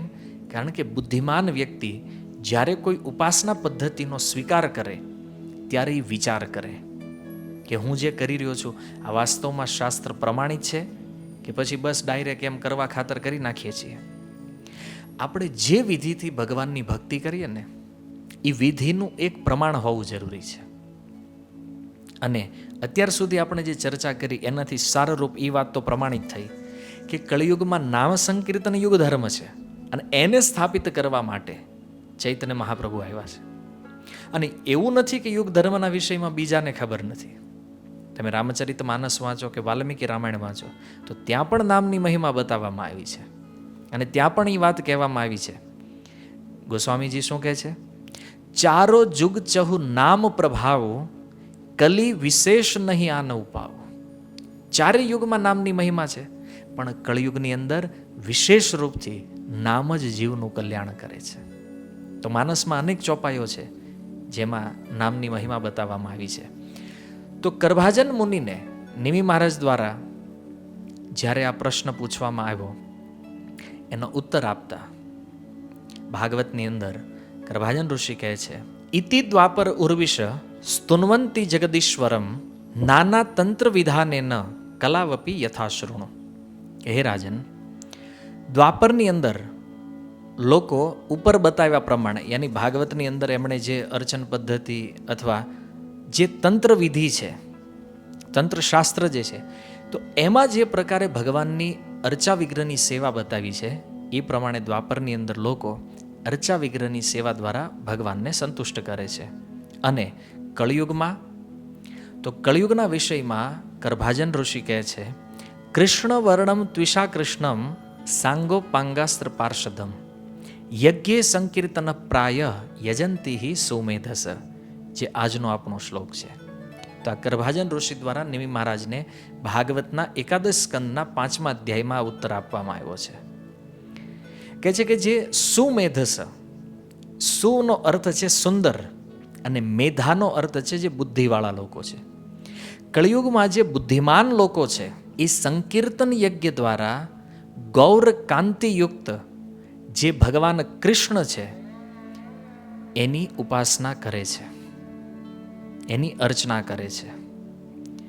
તો સુમેધસ માને બુદ્ધિમાન લોકો નામ કીર્તન દ્વારા ભગવાનની ઉપાસના કરશે.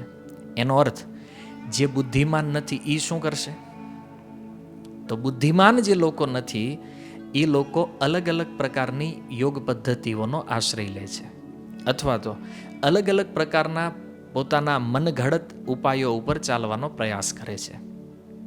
તો જે કાંઈ છે, પણ કળિયુગમાં કરભાજન મુનિનું કહેવું એ છે કે નામ સંકીર્તન સિવાય અન્ય કોઈ ઉપાય નથી ભગવત પ્રાપ્તિનો.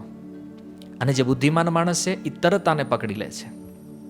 શીલ પ્રભુપાદ કહેતા કે વાસ્તવમાં સંસારમાં જે બુદ્ધિમાન માણસ છે ને એ ઇસ્કોન જોઈન કરશે. શું કામ? કારણ કે એ આ તથ્યને બહુ સારી રીતે સમજે છે. અને કદાચ એટલે એવું હશે કે બહુ હાઈ ઇન્ટેલિજન્ટ લોકો જે છે આ વર્લ્ડના એ ઇસ્કોનને સંચાલિત કરી રહ્યા છે. અને એ તો પ્રકટ છે. આ તો કોઈ અતિશયોક્તિની વાત નથી કે આપણે બહુ વધારે પડતું આપણી ભાષામાં કહે ને ગપ ચલાવી રહ્યા હોય, એવું નથી. તમે આ તો પ્રત્યક્ષ પ્રમાણ છે. કારણ એ છે કે કરભાજન ઋષિ પણ આ વાતને સ્વીકાર કરે છે કે સંકીર્તન યજ્ઞ જેણે નામનો આશ્રય લીધો છે એટલે તમને એક સર્ટિફિકેટ ભાગવત દ્વારા પ્રાપ્ત થઈ ગયું કે જે ભગવાનના નામનો આશ્રય લે કળિયુગમાં વાસ્તવમાં એ વ્યક્તિ બુદ્ધિમાન છે. બુદ્ધિમાન એ નથી જે ખૂબ ભણે છે, ખૂબ જેણે મોટી મોટી શોધ કરી છે, વૈજ્ઞાનિકો બની ગયા છે, મોટા ડૉક્ટરો માનતા હોય આપણે બુદ્ધિમાન છીએ, પણ બુદ્ધિમાન એ નથી. ભાગવત કોને બુદ્ધિમાન કહે છે? જે ભગવાનના નામનો આશ્રય લે છે એ બુદ્ધિમાન છે. કારણ કે આપણી બુદ્ધિમાં ગમે એટલું જ્ઞાન હોય, શરીર બદલાવાની સાથે એ જ્ઞાન નષ્ટ થઈ જાય છે. પણ નામ સંકીર્તનનો આશ્રય લેવાવાળી બુદ્ધિ જે છે આ બુદ્ધિનો ક્યારેય નાશ થતો નથી. એટલા માટે એક સર્ટિફિકેટ તો પાકો મળી ગયો કે જેણે હરિનામ લેવાનો સંકલ્પ કર્યો એ સૌથી બુદ્ધિશાળી વ્યક્તિ છે. અને બુદ્ધિશાળીઓના લિસ્ટમાં એ લોકોનું નામ આવશે. અહીંના બુદ્ધિશાળીના નામમાં ભલે ન આવે, અહીંના લોકો તો તમને ગાંડાનું સર્ટિફિકેટ આપશે. માળા લઈને નીકળશો ને એટલે બોલે ઓ આ યુગમાં પણ તમે માળા કરો એમ. તો કયા યુગમાં કરવી ભાઈ? આ માળા કરવા માટેનો સૌથી બેસ્ટ યુગ છે. કારણ કે કળિયુગને જ્યારે પરીક્ષિત મહારાજ સાથે મુલાકાત થઈ અને પરીક્ષિત મહારાજનો નિર્ણય હતો કે આ કળિયુગને મારી નાખવો છે, કારણ કે મૂંગા પશુઓ ઉપર અત્યાચાર કરે છે. તો કળિયુગ શરણમાં આવી અને પરીક્ષિત મહારાજને નિવેદન કરતા કહે છે કે મહારાજ તમે મને ભલે મારી નાખવા માગતા હોય પણ કમસે કમ મારી એક વાત તમે પહેલાં સાંભળો. મારી અંદર અનેક દોષો છે એ વાત સત્ય, પણ 2 ગુણય છે. અને પરીક્ષિત મહારાજના વિષયમાં ભાગવત કહે છે કે પરીક્ષિત મહારાજ તો સારમ એવ સારભોગ, સારને ગ્રહણ કરવાવાળા રાજા હતા. અને એટલા માટે પરીક્ષિત મહારાજને થયું કે સાંભળવા જોઈએ 2 ગુણ કયા હારા છે આનામાં. તો પહેલો ગુણ પ્રગટ કર્યો. કળિયુગ કહે છે કે મારા સમયમાં કોઈ વ્યક્તિ યદિ મનમાં પાપ કરે તો એનું ફળ નહીં લાગે. મનની અંદર કોઈ પાપ કર્મ કરે, મનની અંદર ગમે એટલા ખરાબ વિચાર આવે પણ એનું પાપ નથી. પણ મનમાં સારો વિચાર આવે તો એનું ફળ મળશે.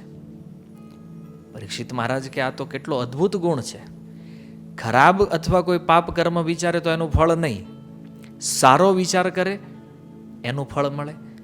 પણ ભક્તો આની ઉત્પ્રેક્ષા કરતા ક્યારેક ક્યારેક કહે છે કે કળિયુગની દશા જુઓ, લોકો સારું વિચારી નથી શકતા, ફળ ઓટોમેટિક મળે.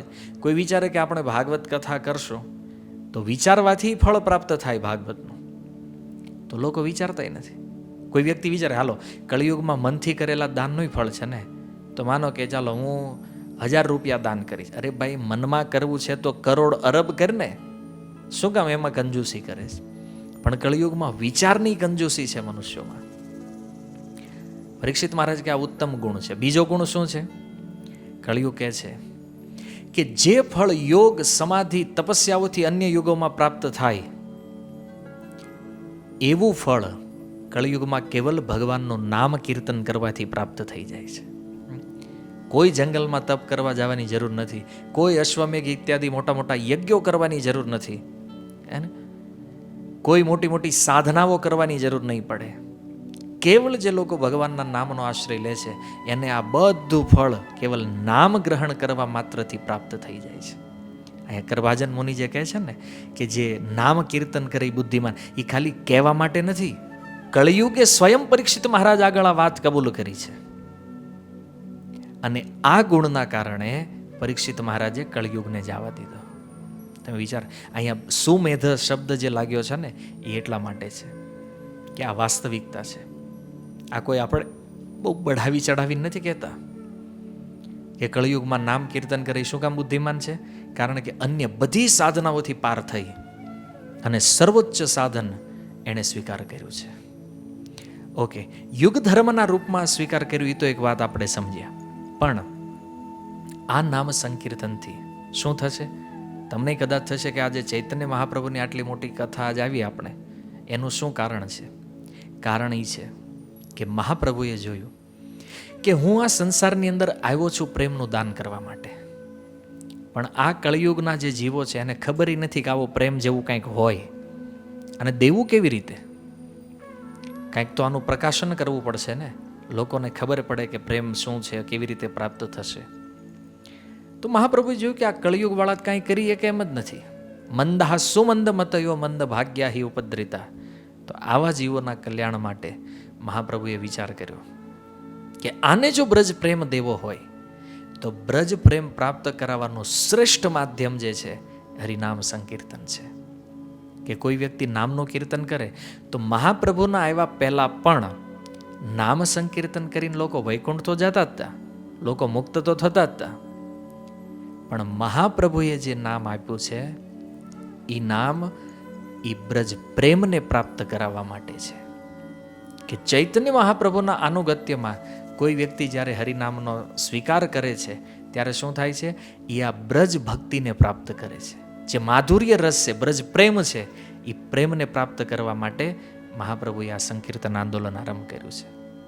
આ કેવલ મુક્ત થઈને ધામમાં જવા પૂરતું નથી, એ બ્રજ ભક્તિને પ્રાપ્ત કરવા માટે, રાગાનુગા ભક્તિને પ્રાપ્ત કરવા માટે, ભગવાનના વિશુદ્ધ પ્રેમને પ્રાપ્ત કરવા માટે આ હરિનામ આપણને આપવામાં આવ્યું છે.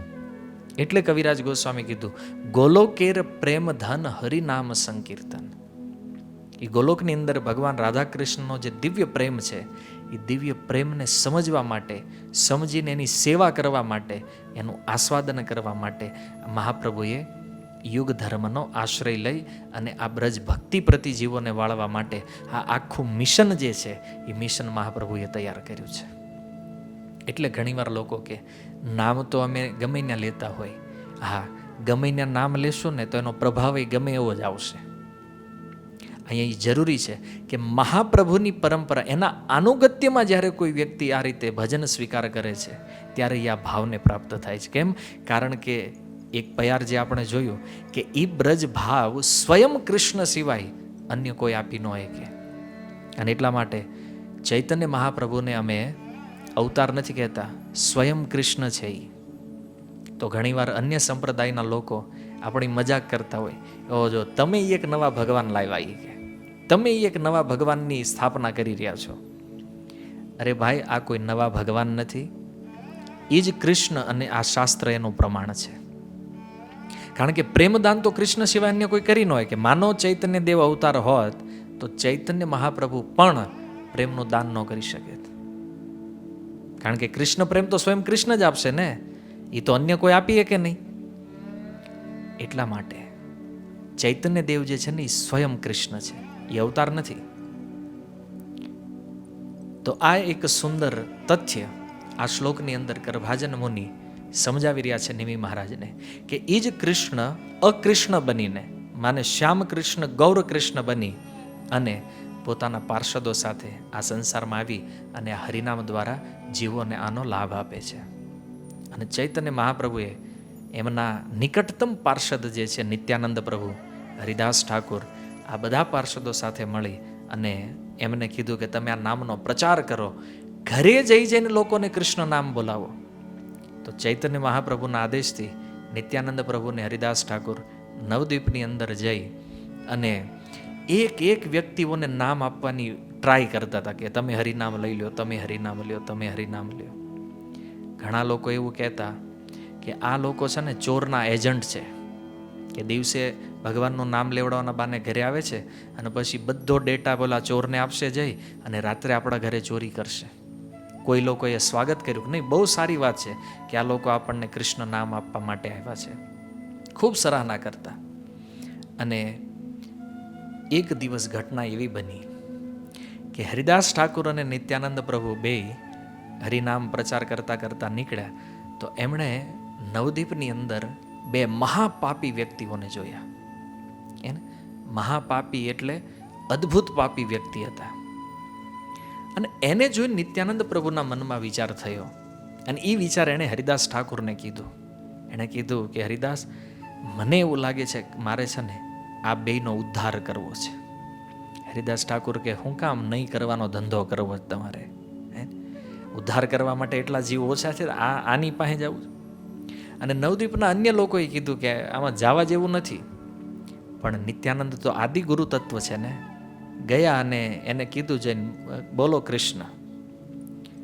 તો કૃષ્ણ બોલો એવું કીધું ને ઓલા બે આમ ઉપર જોયું કે આ છે, કારણ કે નશામાં ધ્રુત, જન્મ બ્રાહ્મણ પરિવારમાં, પણ એવું એકય પાપ નહોતું કે આ બે ભાઈએ ન કર્યું હોય. જગાઈ મધાયાનું નામ હતું. નિત્યાનંદ પ્રભુ જેવા નિકટ ગયા અને એણે જોયું કે કોઈ સાધુ, અને સાધુ હારે આને 36નો આંકડો હતો બેયને. સાધુ જોયા અને બે દોડ્યા અને એ બેયને દોડતા જોઈ નિત્યાનંદ પ્રભુ ભાગ્યા. અને પછી તો હરિદાસ ઠાકોરે ત્યારે, અને બે એટલા ભાગ્યા કે એક એવો સમય આવી ગયો કે બેન લાગ્યું આજે આપણે નહીં બચીએ. અને અચાનક ભાગતા ભાગતા કોઈ ઘરમાં છુપાઈ ગયા. પછી ઓલા જગાઈ મધાઈને દેખાણા નહીં એટલે એ પાછા વળી ગયા. અને બેએ મહાપ્રભુને, અને આ બે આખો દિવસ જેટલો પ્રચાર કરે એનો રિપોર્ટ સાંજે આવીને એણે મહાપ્રભુને આપવાનો હતો કે આજે અમે આટલા ઘરમાં આટલા લોકોને કૃષ્ણ નામ લેવડાવ્યું, આ લોકોએ અમારી યારે આવો વ્યવહાર કર્યો, આ બધું મહાપ્રભુને કહેતા. તો આજે હરિદાસ ઠાકુર રિપોર્ટિંગ કરી રહ્યા હતા મહાપ્રભુને. હરિદાસ ઠાકુરે કીધું મહાપ્રભુને કે પ્રભુ આજે આ નિત્યાનંદની કૃપાથી મરતા મરતા બચો છો કે એને, કારણ કે આજે વેલા બે તો મારી નાખે તમને. અને આખી ઘટના જ્યારે સાંભળી મહાપ્રભુ ખૂબ હસવા લાગ્યા. બીજા દિવસે ફરીથી આ બંને પ્રચાર કરવાના બાને વળી પાછા એ બાજુ ગયા જ્યાં એ બે ભાઈ જે જગાઈ મધાઈ હતા. અને ફરીથી નિત્યાનંદ પ્રભુએ અને આજ સંકલ્પ કરીને આવ્યા છે નિશ્ચિત. વિચાર કરો, નિત્યાનંદ પ્રભુ સંકલ્પ કરે આનો મારે ઉદ્ધાર કરવો છે, જગતમાં કોણ વ્યક્તિ છે કે જેનો ઉદ્ધાર રોકી શકે?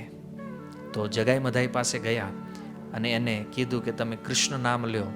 તો એમાંથી જે મધાઈ છે એણે શું કર્યું, એ જે દારૂની એક મટકી હતી એના હાથમાં, એ મટકી સીધી નિત્યાનંદ પ્રભુના કપાળ ઉપર મારી દીધી. નિત્યાનંદ પ્રભુના કપાળમાંથી લોહી નીકળવા માંડ્યું. અને એ સમયે ચૈતન્ય મહાપ્રભુ બરાબર ત્યાં પ્રગટ થયા. અને ચૈતન્ય મહાપ્રભુએ જ્યારે જોયું કે નિત્યાનંદ પ્રભુ ઉપર પ્રહાર થયો છે, તો એમણે એ મધાઈને મારવા માટે સુદર્શન ચક્ર ધારણ કરી લીધું હાથમાં. અને એ સમયે નિત્યાનંદ પ્રભુએ મહાપ્રભુના ચરણમાં પડી અને કીધું કે જીવનમાં મેં જો કોઈ પુણ્ય સારું કાર્ય કર્યું છે તો એના ફળ સ્વરૂપ તમે આને મારશો નહીં, પણ આને તમે કૃષ્ણ પ્રેમ પ્રદાન કરશો. આ નિત્યાનંદ પ્રભુ જો એ પૂર્વ લીલામાં સ્વયં બલરામ છે, કૃષ્ણના કહેવાથી જ હાથમાં નહોતા રહેતા. એ નિત્યાનંદ પ્રભુ અહીંયા શું કરી રહ્યા છે? મહાપ્રભુના ચરણમાં પડીને કહે છે આને પ્રેમનું દાન કરો. કેમ? કારણ કે મધાઈ જ્યારે મને મારતો હતો ને ત્યારે જગાઈએ મારી રક્ષા કરી છે. મહાપ્રભુએ જ્યારે સાંભળ્યું કે નિત્યાનંદ પ્રભુની રક્ષા કરી છે આણે, મહાપ્રભુએ જગાઈને આલિંગનમાં લઈ લીધો અને એને તરત પ્રેમ દાન આપી દીધું. અને મધાઈની હામુય ન જોયું મહાપ્રભુએ. ત્યારે મધાઈ પ્રાર્થના કરીને મહાપ્રભુને કહે છે, પ્રભુ અમે બેએ આજ સુધીમાં જેટલું કાર્ય કર્યું છે પાપ કર્મ, બેએ હારે જ કર્યું છે, તો પછી એકને પ્રેમદાન કર્યું અને મને કેમ વંચિત રાખ્યો તમે?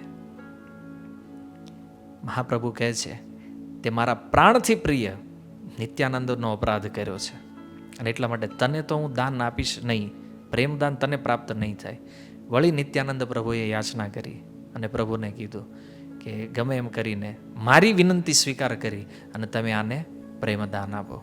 તો નિત્યાનંદ પ્રભુની વિનંતી ઉપર મહાપ્રભુએ એના અપરાધને ક્ષમા કરી અને એને પ્રેમદાન આપ્યું. અને આ બંને વ્યક્તિ હવે તો ભક્ત બની ગયા હતા. નવદીપમાં એવી ખબર હતી કે જગાઈ મધાઈને કોઈ વ્યક્તિ જોઈ લે, ખાલી એનું દર્શન કરી લે તો પહેર્યા કપડે ગંગામાં સ્નાન કરતા, પહેર્યા કપડે. અને એ જગાઈ મધાઈ આજે નિત્યાનંદ પ્રભુ અને મહાપ્રભુની કૃપાથી વૈષ્ણવ કૃષ્ણ પ્રેમ મળી ગયો બેયને. છતાં જગાઈ મધાઈ કહે છે, પ્રભુ અમને વિશ્વાસ નથી આવતો કે તમે અમારી ઉપર કૃપા કરી છે, અમારા પાપ નષ્ટ થયા છે. ત્યારે મહાપ્રભુ કહે છે, જુઓ, મહાપ્રભુ પોતાના શરીરમાં બતાવ્યું. મહાપ્રભુનું આખું શરીર શ્યામ વર્ણ થઈ ગયું કે જુઓ, આ તમારા પાપ બધા મેં સ્વીકાર કર્યા છે. અને મહાપ્રભુએ ગંગામાં સ્નાન કરી પુનઃ સ્વરૂપ. પ્રસંગ ખૂબ લાંબો છે, પણ સારરૂપ વાત જે છે કે નામ સંકીર્તનનું દાન મહાપ્રભુએ નામ સંકીર્તન દ્વારા આ બંનેને પ્રેમ પ્રાપ્ત કરાવ્યો. અને એવા વૈષ્ણવ બન્યા બે કે નવદીપમાં એવી ખ્યાતિ થઈ ગઈ કે જગાઈ મધાઈનું કોઈ દર્શન કરી લે ને, માનો કોઈ ગંગા સ્નાન કરવા જતું હોય અને જગાઈ મધાઈના દર્શન થઈ જાય તો લોકો એમ માનતા કે ગંગા સ્નાન કર્યાનું ફળ પ્રાપ્ત થઈ ગયું અહીંથી. જેમ નરોત્તમદાસ ઠાકુર કહે છે, ગંગાર પરાશ હૈલે પશ્ચાતે પાવન. ગંગાજીમાં તો સ્નાન કર્યા પછી પવિત્ર થાય ને વ્યક્તિ, પણ દર્શને પવિત્ર કરે એ તો મારો ગુણ. વૈષ્ણવનું તો દર્શન કરવા માત્રથી વ્યક્તિ પવિત્ર થઈ જાય. અને લોકો જગાઈ મધાઈનું દર્શન કરી અને ગંગા સ્નાન કર્યાનું ફળ પ્રાપ્ત થાય આવું માનવા લાગ્યા. કેટલા વિનમ્ર વૈષ્ણવો થયા એ જુઓ. એક સમયના આવા મહાઅસુરો બે અને એવા વિનમ્ર વૈષ્ણવ પ્રતિદિન 2 લાખ નામ જપ કરતા આ જગાઈ મધાઈ. અને મહાપ્રભુ એને સેવા આપી તો કે વૈષ્ણવો જે ઘાટ ઉપર ગંગાજીમાં સ્નાન કરવાય એ ઘાટની સાફ સફાઈ કરો અને હરિનામ કરો. પ્રતિદિન 2 લાખ નામ જપ કરતા જગાઈ મધાઈ. આટલું પરિવર્તન થયું અને પ્રેમદાન અને એની વિનમ્રતાની આપણે શું વાત કરીએ. જ્યાં વૈષ્ણવોના ચરણ પડ્યા હોય ને ત્યાં પોતાનું ચરણય નહોતા મૂકતા, ઘૂંટણિયા ભરે હાલતા. કેમ? કારણ કે માનવા લાગ્યા કે વૈષ્ણવોનું જ્યાં ચરણ પડ્યું છે એ ચરણ ઉપર આપણે આપણું ચરણ ન મૂકવું જોઈએ. આટલી વિનમ્રતા સાથે એમણે નામ અને આ બેયને પ્રેમ પ્રાપ્ત થયેલો જોઈ નવદીપવાસીઓને આશ્ચર્ય થયું. છતાં એમાં ઘણા એવા લોકો હતા.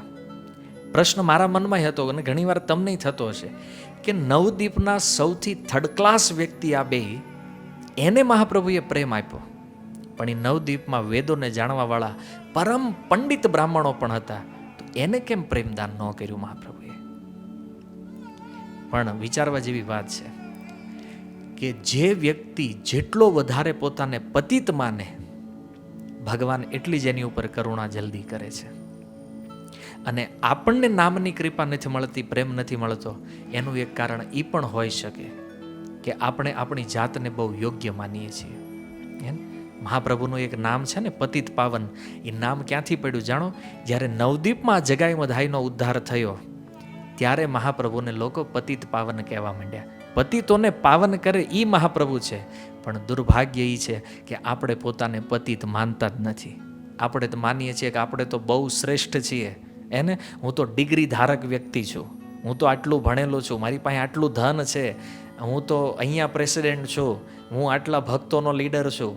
કાંઈક ને કાંઈક આપણે યોગ્યતા, હું ભક્ત છું, હું વૈષ્ણવ છું. પણ ક્યારેય આપણે એ સ્વીકાર્યું કે હું પતિત છું? કારણ કે મહાપ્રભુ પતિત પાવન છે, પ્યોર પાવન નથી. જે પોતાને માને કે આ એમ પ્યોર અને પ્યોર હવે તમે પ્યોર જ છો, તમને હું પાવન કરવાના પછી? પણ જગાઈ મધાઈ માને છે કે નહીં, અમે પતિત છીએ. પ્રેમ મળ્યા પછી નથી માનતા કે અમે મોટા ભક્ત છીએ, તોય માને છે કે અમે પતિત છીએ. કેમ? વિચાર કરો, ભક્તો જ્યાં ચરણ મૂકે ત્યાં પોતાનું ચરણ નહોતા પડવા દેતા, ઘૂંટણી હાલતા. જેમ નાનું છોકરું હાલે ને ભાખણ ભરીએ આપણે કહીએ, પોતાના હાથથી અને પગના ઘૂંટણ દ્વારા. કેટલો દૈન્ય છે! અને શરણાગતિના 6 લક્ષણમાં પહેલી વસ્તુ છે દૈન્ય. એટલે જેટલા આપણે પોતાને પતિત માનીએ એટલો આનો લાભ આપણને પ્રાપ્ત થાય. અને એ પોતાને પતિત માનવું ખાલી કહેવાથી નહીં, કારણ કે એક દેખાડવાની વિનમ્રતા હોય. કોઈ ભક્ત સામે, પ્રભુજી હું તો સૌથી પતિત છું, એને હું તો તમારા ચરણનો કીડો બનવા યોગ્ય નથી. દેખાડવાની વાત નથી, આ માનવાની વાત છે. આપણે કહી તો દઈએ છીએ કે હું પતિત છું, પણ માનીએ છીએ, સ્વીકાર કરીએ છીએ કે હું પતિત છું. અને કૃપા નહીં પ્રાપ્ત થવાનું મોટામાં મોટું કારણ આ છે. જ્યારે આપણે એવું માનવા લાગશું ને આપણે પતિત છીએ, ત્યારે કૃપા તરત સ્ટાર્ટ થશે, કૃપા તરત પ્રાપ્ત થશે. અને જુઓ, જેટલા વૈષ્ણવ ગીત લખાણા છે, હરેક વૈષ્ણવ ગીતના એન્ડમાં આચાર્યગણ શું લખે છે? આમી તો કંગાલ, આમી દિનહીન, આમી પતિત. આ બધી ઉપમા આચાર્યોએ આપી છે પોતાના ભજનોમાં પોતાને, અને એ માને છે. પણ આપણે કેવલ વાણીથી વિનમ્રતા પ્રગટ કરીએ છીએ, પણ વાસ્તવમાં આપણે પોતાને પતિત માનતા નથી. અને મહાપ્રભુ તો પતિત પાવન છે, એ આવ્યા છે પ્રેમ આપવા, પણ જ્યાં સુધી આપણે સ્વીકારશું નહીં ત્યાં સુધી પ્રેમ પ્રાપ્ત નહીં થાય. અને ઘણીવાર તમે જુઓ, એક ઉદાહરણથી આને સારી રીતે આપણે સમજી શકીએ કે અંબાણીને ક્યાંક આપણે પ્રવચન આપવા બોલાવીએ અને એમાં એ પ્રવચનમાં એમ કહે કે ભાઈ હું તો ભિખારી છું, તો લોકો સમજે ને આટલો મોટો પૈસાવાળો વ્યક્તિ છે, છતાંય માને છે કે નહીં હું તો ભિખારી છું, તો એ એની વિનમ્રતા ગણાય. પણ માની લો રસ્તા ઉપર કોઈ ભિખારી હોય ને એમ કે હું તો ભિખારી છું, તો એ તો રિયાલિટી છે ને, એ તો વાસ્તવિકતા છે કે ભાઈ તું છો ભિખારી. એમ આપણે જ્યારે એમ કહેતા હોય કે પ્રભુજી હું તો નાલાયક છું, તો આપણે તો છીએ. આ આપણી વિનમ્રતા નથી, આપણી વાસ્તવિકતા છે. વિનમ્રતા ક્યારે આવે? જીવનમાં કોઈ વસ્તુને એચીવ કરી અને છતાં આપણે નથી માનતા કે હું ઈ છું, આ વિનમ્રતા છે. જો એ આપણા આચાર્યો, જેને કૃષ્ણ પ્રેમ પ્રાપ્ત છે, જેને ભગવાનનું સાક્ષાત દર્શન થઈ ચૂક્યું છે, એવા વ્યક્તિ શું કહે છે? આમી તો કંગાલ, હું તો એક ભિખારી છું. એ માને છે, જેને પ્રેમ મળ્યો. હજી આપણને તો આમાં કઈ અનુભૂતિ નથી થઈ, અને આપણે કહીએ આમી તો કંગાલ, તે આપણે કંગાલ છીએ? આપણે કંગાલ જ છીએ. શું કહેશું આપણે? વિનમ્રતા અને વાસ્તવિકતાના ફરકને સમજવો બહુ જરૂરી છે. રિયલમાં વિનમ્રતા હોય ને તો અન્ય વૈષ્ણવોની સેવા કરવાની ઈચ્છા થાય, જેમ જગાઈ મધાઈને થઈ. જેટલા પણ ગંગા ઘાટે આવતા યથારૂપ સેવા કરતા. વિનમ્રતા વાસ્તવમાં જ્યારે પ્રગટે ને ત્યારે નામને તમે એક ક્ષણ માટે પણ ન છોડી શકો. આ બધું દૈન્ય ઇત્યાદિ જે ગુણો બતાવ્યા છે શરણાગતિ લક્ષણોમાં, આ બધું આવે ને ત્યારે એ તો આપણા આચરણથી દેખાય કે આપણા જીવનમાં આ વસ્તુ કેટલી છે, કયા સ્થાન ઉપર છે. મહાપ્રભુ દ્વારા જે આપણને પ્રાપ્ત થયું એને કેટલું જીવનમાં આપણે ધારણ કર્યું છે એ એમાં દેખાશે. કેવલ બોલીને વાણીમાં રાખવાથી તો લાભ નહીં મળે ને.